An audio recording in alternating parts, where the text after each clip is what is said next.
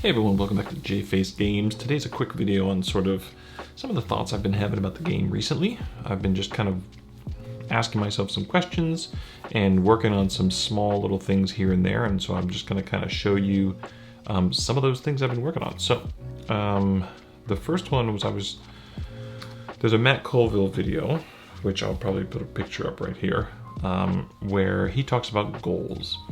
And I thought this was maybe one of the most impactful videos I've seen in terms of RPGs, and the main concept being that people, depending on the goals that are set, goals are going to dictate habits, in other words, is in essence. Like, goals are going to dictate then what the person does, okay? And that's the main theme. He does a much eloquent job of it, but in essence, if you're finding some issues with your players not doing what you're hoping they're going to do, it's probably because the goals of the game, just in terms of design, don't fit that, right? So for me, I think one of the things I like, you can talk about tactical combat in two different ways, right? I think there's actual tactical combat, and then there's role-play, fantasy, perceived combat, right?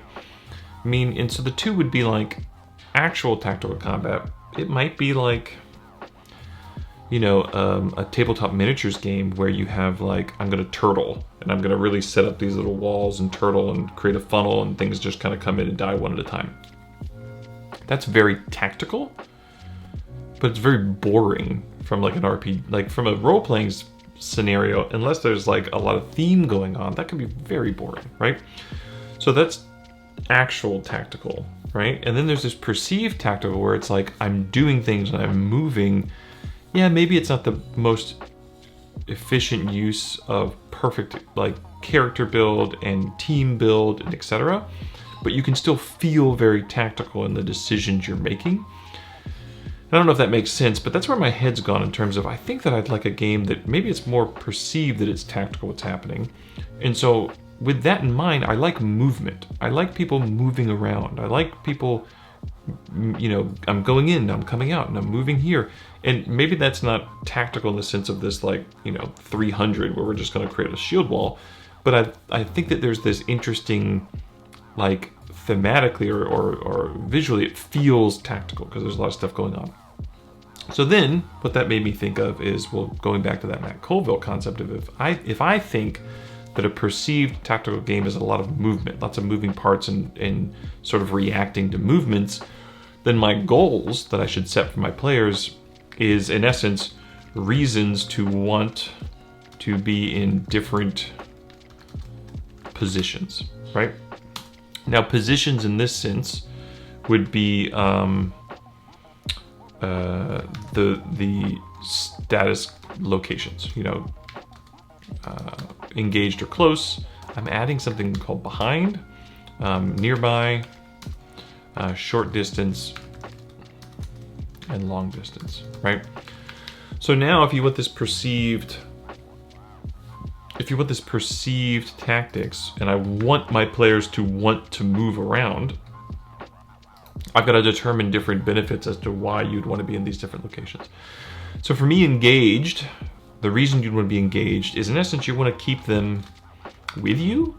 It's costly to, because in essence, you want to keep them with you, and it's costly to move away from someone, right? So what I mean by that is that, in essence, like, disengaging, this is like attack of opportunities, right? Disengaging either costs an action, or you get an attack of opportunity against you, right? So there's a risk there. There's a action economy there, etc. So you want to engage people. So this is like this gives you your reason for tanking. Behind would be increased damage output, right? Right. And I think it's nice to randomize this. So to me, it would be like roll a D4 extra damage when behind. And since we already know that damage in this game thus far is like you're doing 1 damage or 2, you know, we've called it hits in the past. I'm just going to call it damage from now on because I think it's easier. So you're doing either 1 damage or 2 damage just static. So now you get a D4 damage. That's the equivalent of 4 times your weapon damage, right? So that could be massive. And for me, just as a like as a descriptor of what behind might mean, because I had a friend ask me, well, how do you get behind someone if it's zone based, right? My quick thought was that if two players are engaged with the same mob, one player can make an RP action or skill check, right? Because it's your background, to get behind that mob. So it's more of a condition status of sorts, and only one person can be there, but this gives you, I think that this is thematic, right? I think this is thematic. Now, could you sneak up behind someone and be behind? Yes, right? There's other ways you could probably get there, but in combat, this is sort of what my thought is in terms of how you would get behind someone. All right, nearby. So being nearby, to me, is a very dynamic concept, right? To me, this is easy to intercept or easy to back away if necessary. Like this is the flexible reactive position in combat, right? So what this might be is you can use a reaction to intercept anyone who is nearby and moving, as long as you are not engaged, right? Now, I'm putting that distinction there because this is just the base of like how movement technically might work. However, technically, you know, there might be powers, oops, I don't want all that, I just want this.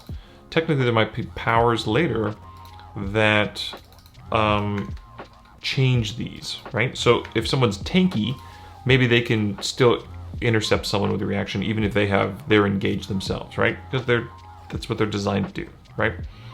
Maybe it's easier for someone else to get behind someone. Maybe it's easier for someone to get out of being engaged, right? Because they're kind of sneaky and roguey and they can just slip away, right? So we'll be able to break these rules with powers, but this is just sort of thoughts. And then the other idea is maybe if someone tries to engage you, you can keep them unengaged with a reaction, right? So that's another thing where you're kind of keeping people at bay, right? So maybe it makes, that might be way too powerful, but it might be that either A, the monster has an ability where he's able to engage you no matter what, or B, this is like where swarming tactics come into play. Like if there's lots of goblins, the first one you keep back, but you got to realize I'm going to burn my reaction if I do that. I only get one reaction. So when this other monster, this other goblin now engages me, I can't use my reaction to, you know, parry if I have a parry, right? So you have decisions to make there. Short distance, to me, this was the idea that,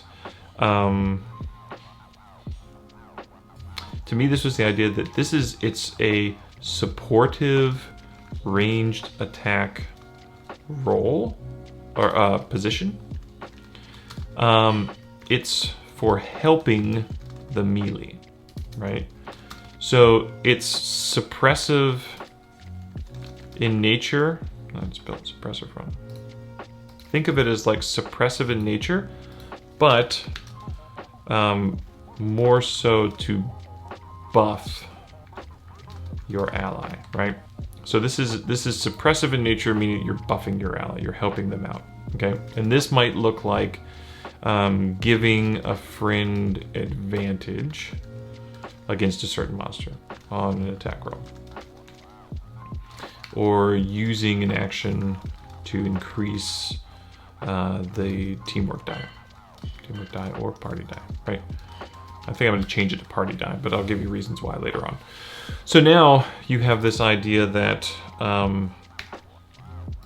that it's not automatic. It's not like if I'm short distance away and you are here and you're attacking a monster that you automatically that just happens.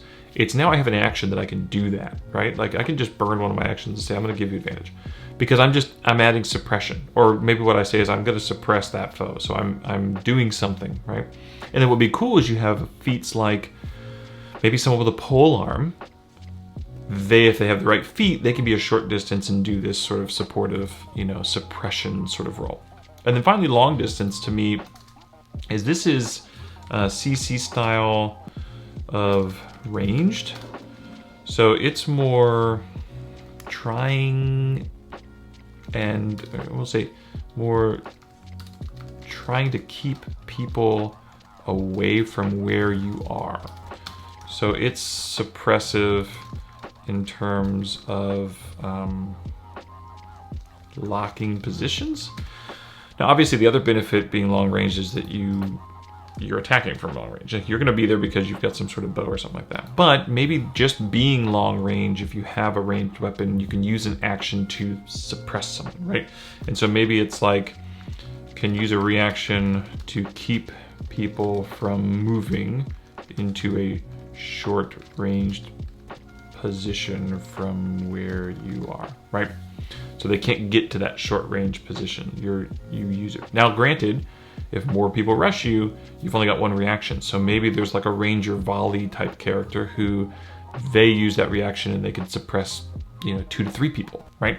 So it's a way of keeping people at bay. So now what I like about this is, once again, like I said, the idea is that hopefully this is giving you a reason besides just a weapon to be at certain ranges and distances, right?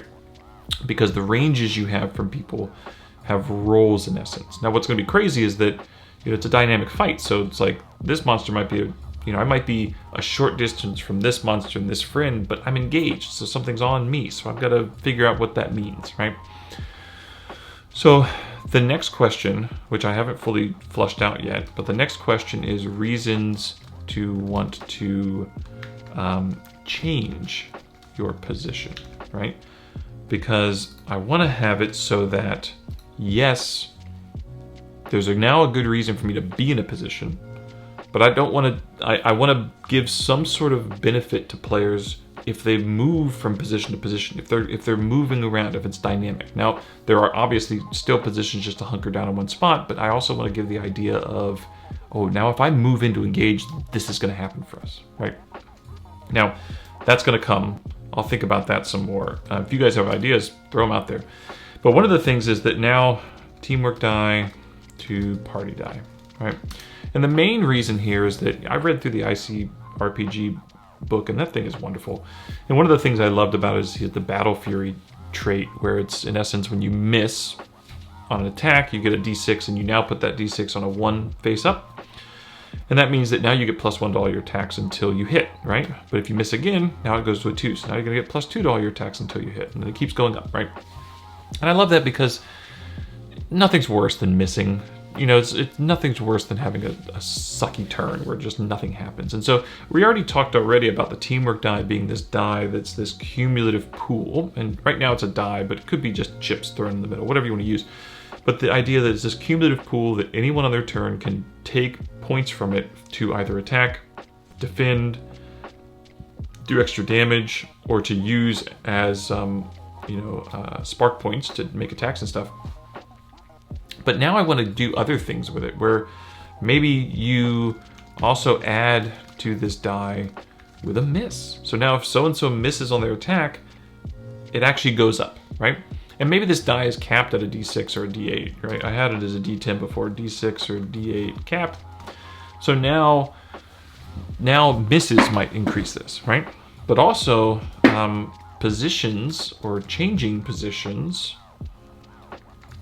may or may not increase the party die, right? And it could be that you could also decrease it, but I'm kind of, at this point in time, trying to always think positive first, like how to improve it, because you can always just make monsters harder, right? Like but making it feel like they're not handicapping someone, I think, is also important. Now, once again, I don't mind.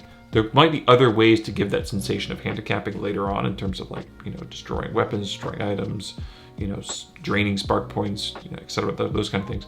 But right now, I'm thinking about what are the positives, what are the cool things. Because I'm trying to, once again, set goals, incentivize people to play a certain style. And I don't want to make it so that you're incentivizing them to play because you don't want them to hurt themselves, but you're incentivizing them to play, meaning that you're wanting to do something cool, right? So that's where I'm at right now in terms of this reasons to be in different positions on the battlefield.